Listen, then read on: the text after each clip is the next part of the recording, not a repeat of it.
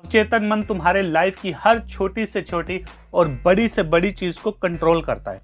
अगर तुम इस टेंशन में हो कि तुम सुबह नहीं उठ पाओगे, तो सोने से कुछ देर पहले खुद को पूरी तरह शांत करके इस चीज को दोहराओ कि मुझे सुबह इतने बजे उठना है, हर हालत में उठना है, मेरा सुबह उठना खुद के लिए जरूरी है। और बस फिर तुम देखना कि जैसे ही सुबह 7 बजे, 8 बजे या फिर सुबह 5 बजे, जितने बजे भी तुम उठना चाहते हो, उससे सिर्फ 2-3 सेकंड पहले ही ये तुम्हें उठा देगा। और तुम्हें ऐसा बिल्कुल नहीं लगेगा कि तुम्हारी नींद नहीं पूरी हुई, ना ही ऐसा लगेगा कि तुम्हें और नींद की जरूरत है। क्यों? क्योंकि इसको किसी घड़ी की जरूरत नहीं, ये खुद में ही एक बहुत बड़ा घड़ियाल है। इसके पास तुम्हारी हर प्रॉब्लम, हर समस्या का सोल्यूशन है। तुम चाहो तो अपनी हर प्रॉब्लम के सोल्यूशन को इसी तरह से पा सकते हो। ये एक अवचेतन मन के लिए सबसे बेस्ट टेक्निक्स में से एक है। एक बात हमेशा याद रखना कि तुम्हारे लिए कोई चीज मुश्किल या आसान हो सकती है, लेकिन इसके लिए ऐसी कोई चीज नहीं है जो कि मुश्किल हो, और ऐसी कोई चीज नहीं है जो कि बहुत आसान हो। इसके लिए किसी चीज से कोई फर्क नहीं पड़ता, चाहे वो छोटी से छोटी हो या बड़ी से बड़ी। छोटी हो तो वो चीजों को तुम्हारी तरफ खींच लेगा, अगर बड़ी हो तो तुम्हें उस तक पहुंचा देगा। और फिर तुम्हारी मर्जी है, तुम्हें वो चीज चाहिए या नहीं चाहिए, ये तुम्हारी मर्जी। अवचेतन मन की जो सबसे बड़ी दिक्कत यह है कि जब तुम जागते हो तब ये सोता है, जब तुम सोते हो तब ये जाग जाता है। ये तुम्हारे शरीर की सभी महत्वपूर्ण जो कार्यप्रणाली, यार क्या कहते हैं उसको हिंदी में, इंग्लिश में, तुम्हारी जो है सारी एक्टिविटीज को ये कंट्रोल करता है। जैसे कि तुम्हारे दिल की धड़कन, या तुम्हारी किडनीज का काम करना, या तुम्हारे लीवर का काम करना, ये तुम थोड़ी ना करते हो, ये तो अपने आप होता रहता है ना। लेकिन ऐसा नहीं है, इसको यही कंट्रोल करता है, तुम्हारा सबकॉन्शियस माइंड।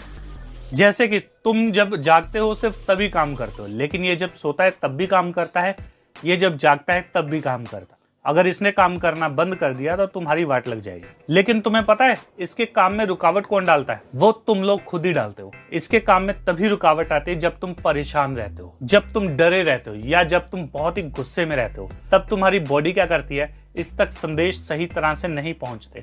और जब स्पेशली तुम डर में होते हो या गुस्से की सिचुएशन में होते हो, तो तुम्हारी बॉडी जो है वो सारी एनर्जी तुम्हारे हाथों और पैरों को दे देती है, बजाय कि तुम्हारे वाइटल अंगों तक पहुंचने के। इसीलिए कहा जाता है कि गुस्सा सेहत का दुश्मन है, चिंता चिता के समान। देखो, कभी कभी अगर तुम्हें गुस्सा होता है या कभी कभी चिंता होती है तो फिर तो ठीक है, फिर तो कोई बात नहीं, फिर तो नॉर्मल है, क्योंकि जो डैमेज होगी वो ये रिपेयर कर देगा। लेकिन अगर तुम्हारा ये रोज का ही काम है, फिर तो काम खराब होने वाला। बड़ी बड़ी तुम्हें बीमारियां लगने वाली हैं, बीपी से लेकर हार्ट तक की जो प्रॉब्लम्स हैं वो इसी वजह से होती है। तो इसका सोल्यूशन क्या है? इसका सोल्यूशन सिर्फ एक है कि जो चीज जहां पर खत्म हो उसे वहीं पर खत्म कर दो।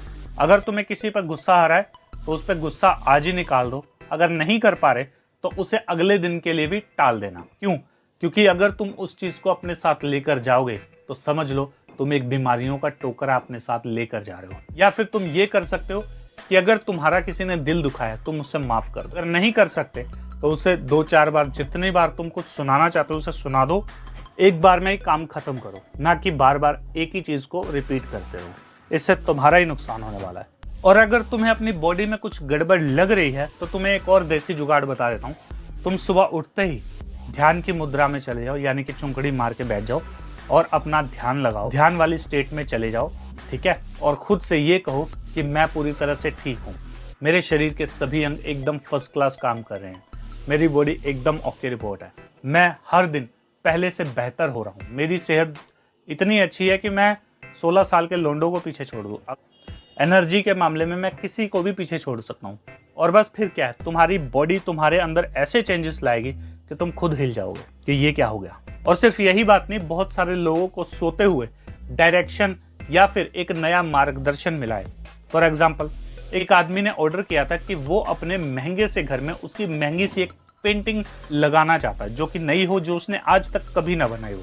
तो पेंटर अपने दिमाग को खुजाता रहा और कई दिन तक बत्ती बुझाकर सोचता रहा कि मैं क्या करूं क्या करूं क्या करूं। लेकिन एक दिन अचानक उसके माइंड में आइडिया आया सोते हुए। अगले दिन जैसे ही वो उठा तो वो कैनवस और कलर लेकर चालू हो गया और उसने ऐसी जबरदस्त पेंटिंग बनाई जो कि हजारों डॉलर की बिकी।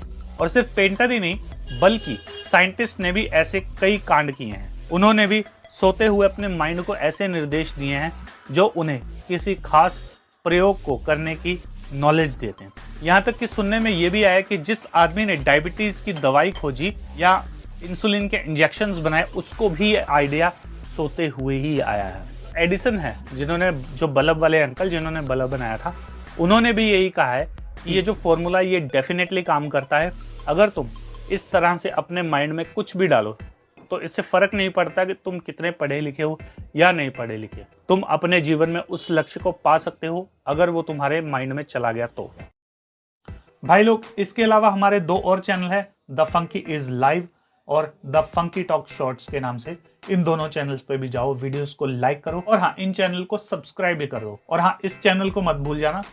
तो मिलते हैं अगली वीडियो के साथ, तब तक के लिए स्टे फंकी, स्टे रॉ।